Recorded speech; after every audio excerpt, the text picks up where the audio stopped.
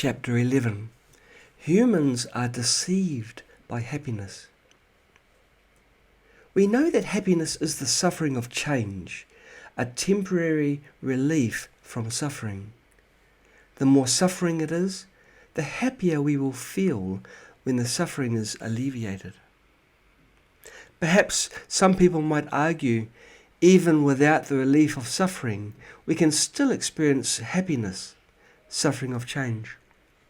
For example, today I am in a good mood, full of energy, without vexations or physical pain. When a skilled massage therapist gives me a back massage, I feel comfortable and happy. However, the truth is, there is an underlying suffering in your body. Why do you go for a massage? This is because, at your age, your muscles have already worn out, making you prone to fatigue, and the energy channels in your back have become somewhat blocked. As a result, when you alleviate this discomfort through massage, you feel comfort and happiness, suffering of change.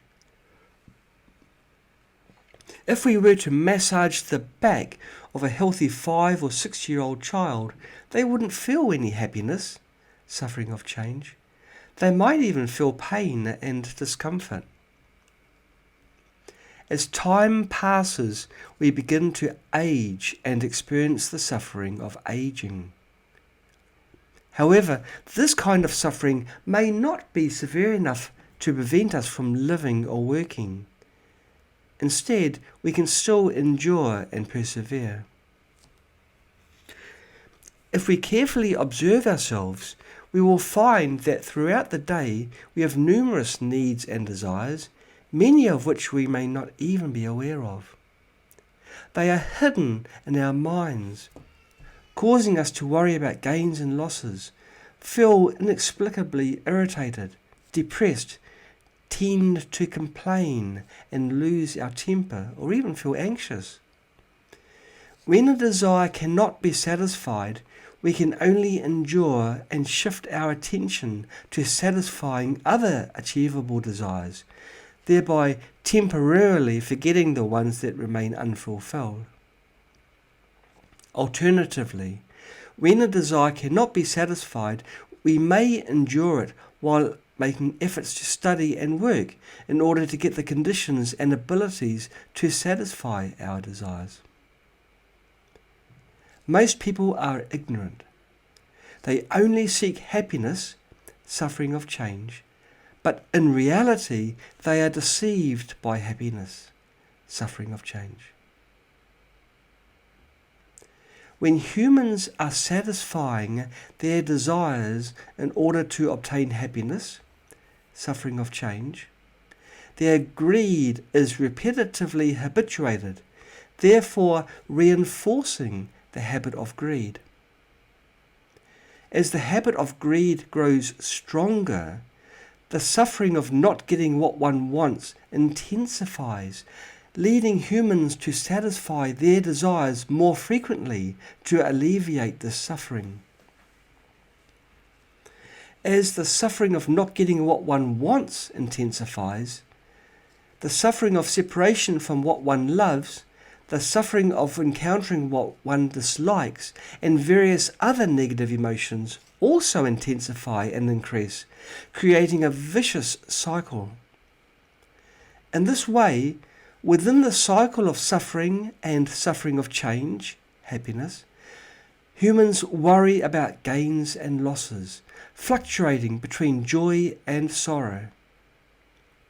The most terrifying thing is that this situation tends to worsen over time, causing humans to be trapped in it and unable to escape, like devils. In reality, what humans truly seek is peace, not happiness, suffering of change. So, what is peace? As mentioned in the previous chapters, peace is a pure and free state.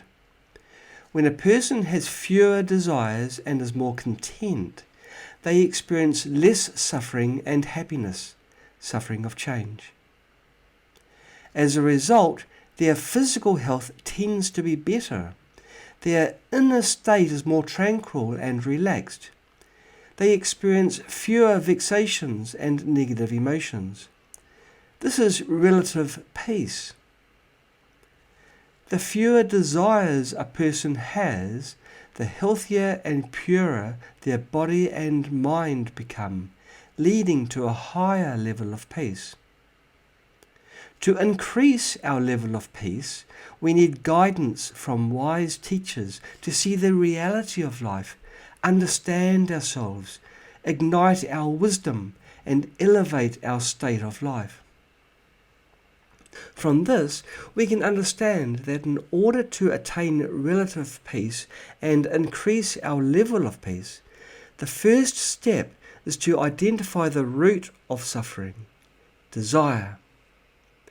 Then we need to use the right methods to reduce desire, thereby truly eliminating suffering, rather than temporarily alleviating suffering by blindly satisfying our desires. This is the biggest misconception for most people. They believe that by satisfying their desires, they can alleviate suffering and attain happiness, suffering of change. However, this approach actually intensifies desires, leading to even more greater suffering that needs to be alleviated. In this manner, it creates a vicious cycle, trapping them deeper and deeper. So, the key is how to master the right methods to reduce desire. Here, I can briefly introduce them. Firstly, learn and understand the law of cause and effect. Be aware of the relationship between karmic cause, karmic effect, karmic force, and karmic habit. Realize that as humans continuously satisfy various needs and desires, the karmic habit of desire intensifies, leading to endless and increasingly severe suffering in the future. Make efforts to deal with desire and stay away from external influences that trigger desire. Secondly, practice yoga or meditation. By cultivating the body and mind and controlling our breath, we can tame our desire. Thirdly, follow a wise teacher to learn wisdom. Understand the root of suffering and the essence of happiness, suffering of change. Realize that everything is impermanent, like fleeting clouds. Here, we will not provide detailed explanations. However, there are dedicated teachings available to guide us to learn the right methods, which can help us reduce and even eradicate the karmic habit of desire, leading us to genuine and perfect peace.